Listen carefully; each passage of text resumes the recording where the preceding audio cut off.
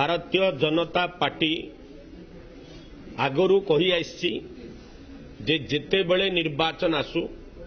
निर्वाचन रणांगन रे आगामी दिन रे विजु जनता दलर विफलता स्थाणुता अपारगता दुर्नीति एवं अनेक क्षेत्र रे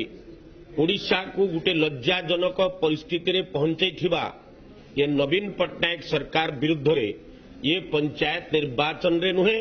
आगामी सबु निर्वाचन रे सबुबेले सम्मुखीन नेबा पई प्रस्तुत आज सारा राज्य रे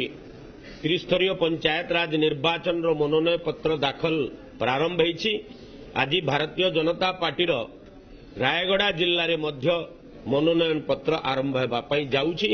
एवं 17 तारीख मध्य रे समस्त जिल्लार मनोनयन पत्र दाखल करबा पई कार्यकर्ता मानकु आग्रह कराइछि एवं सबु जिल्ला रे प्रार्थी चयन प्रक्रिया संपूर्ण हो सारी।